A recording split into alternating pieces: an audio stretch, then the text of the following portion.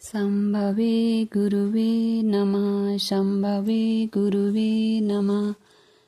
प्रणाम करती हूँ अपने जगत गुरु शिव गुरु माँ भवानी के चरणों में मेरा प्रणाम स्वीकारो। प्रणाम करती हूँ साहब दीदी के चरणों में मेरा प्रणाम स्वीकारो। प्रणाम करती हूँ आप सभी गुरु भाई बहनों के चरणों में मेरा प्रणाम स्वीकार हो।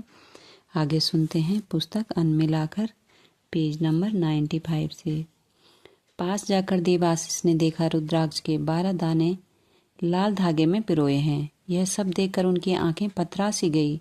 कोई कुछ नहीं बोल रहा था। अहाता हवन के धुएं से आच्छादित और सुगंधित था। पदाधिकारी होने के कारण हरिद्रानंद को लोग साहब कहकर सरदा देते हैं। अब धीरे धीरे ये वरेण्य गुरु भ्राता के संबोधन से संबोधित किए जाने लगे। इनके लिए कोई नई बात नहीं थी। चमत्कार इनमें रचा बसा था, जिसे देखकर या समझकर भी हरेंद्र हमेशा कहते हैं, मैं भगवान शिव की चर्चा करके सन्नाटे को भंग करता हूँ, शांति को नहीं। शांति भीतर की चीज है और सन्नाटा बाहर का। मौन तोड़ते हुए एक व्यक्ति से कहा, देखो क्या गिरा है। हवन में बैठे सभी लोगों की इच्छा हुई कि एक दाना प्रसाद स्वरूप उन्हें भी प्राप्त हो। देवाशीष की भी यही इच्छा थी। तभी साहब ने कहा, यह तो जिसने दिया है वही तय करेगा कि यह रुद्राक्ष का कंगन किसका है, मैं कैसे दे दूं। हवन कुंड की आरती करने के बाद सभी लोग पूजा घर में प्रणाम करने गए। तभी उदय बाबू ने देखा पूजा घर में बिछे चावलों पर कुछ लिखा है। उसे पढ़ा गया, यह रुद्राक्ष देवाशीष के लिए है। पढ़ते ही देवाशीष तो अवाक, उन्हें तो विश्वास ही नहीं हो रहा था कि यह सपना है या हकीकत। इनके पैर हवा में थे।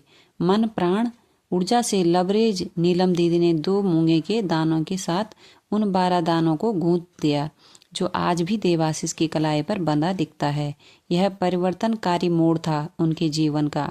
अब स्थिति ऐसी हो गई कि देवाशीष उनके यहाँ से वापस आना ही नहीं चाहते थे। फिर भी तीसरे दिन वे घर लौट गए। शाम को प्रतिदिन की तरह लोग हरिंद्रानंद के आवास पर जुटने लगे। आराम करने की आदत तो कभी रही नहीं, पर नाश्ता करते थे। इसी बीच कई लोग आ जाया करते थे। शिव के गुरु स्वरूप की बात होती। आज सभी की इच्छा थी कि कुछ भजन का दौर चले। उदय बाबू के विशेष आग्रह पर दीदी ने मैथिली साहित्य के महाकवि विद्यापति का भजन गाना शुरू किया। उनके सुर में सुर कई लोगों ने मिलाया। शिव हो उतरव पार कवन विधि न, लोढ़व कुसुम तोड़व बेलपात, पूजव सदा शिव गौरी के साथ, शिव हो उतरव पार कवन विधि न। सुर की धनी दीदी की आवाज ने तो ऐसा जादू बिखेर दिया मानो स्वयं शिव उतर आएंगे। बांसुरी के समान सुमिष्ट उन्मुक्त स्वर से संध्या काल में करुणा और संगीत का असरज स्रोत प्रभावित होने लगा। स्वरचित और कुछ स्थानीय लोकगीतों में बसे शिव पार्वती विवाह एवं संवाद प्रसंगों से पटे गीतों के प्रभाव से पूरा वातावरण शिवमय हो गया। पास से गुजर रहे पथिक भी क्षण भर के लिए उत्कंठित होकर उसी ओर कान लगाए रहे। गीतों और भजनों का प्रवाह थम गया तो सभी ने समवेत कहा, काश अभी और चलता यह कार्यक्रम। हरिंद्रानंद ने लोगों से कहा कि आज मैं अपनी तरफ से कुछ नहीं कहूंगा, किसी को कुछ पूछना है तो पूछिए। सामने बैठे लोगों में से ही एक ने प्रश्न किया, सर, अन्य देवी देवताओं को गुरु क्यों नहीं माना जा सकता है? अन्य देवी देवताओं को गुरु क्यों नहीं माना जा सकता है? फिर क्या था? दौर चल पड़ा संवाद परिसंवाद का। साहब उन्हें समझाते हुए कहते हैं, परमात्मा की इस सुंदर सृष्टि में विभिन्न कार्य प्रयोजन के लोग हैं। शिक्षक भी हैं, चिकित्सक भी हैं, पदाधिकारी भी हैं, मजदूर भी हैं और किसान भी। आप अपने बच्चों को शिक्षा पाने के लिए वहीं भेजते हैं जहां आपको पता है कि वहां विद्यार्थी को पढ़ाने का काम होता है। वे आगे कहते हैं, यह संपूर्ण सृष्टि परमात्मा की इच्छा मात्र परिणाम है। यदि किसी विशेषण के अतिरिक्त शिव शब्द का प्रयोग होगा तो उसका सीधा अर्थ परमात्मा से है। ईश्वर के दूसरे पहलू में उसकी अनुग्रह शक्ति है, उसका दया भाव है। यही ईश्वर सृष्टि की उत्पत्ति, स्थिति और लय का भी काम करता है। अतएव इस जगत में जो भी स्थितियां परिस्थितियां होंगी उसी की इच्छा के अधीन होंगी, बाहर तो हो ही नहीं सकती। वह महादेव काल से परे हैं, महाकाल हैं, उन्हें ही अकाल कहा जाता है, अर्थात जो काल की सीमाओं से परे हो, जहाँ काल लागू नहीं होता हो। शाम की यह चर्चा एक अजीब सा माहौल बनाए हुए है।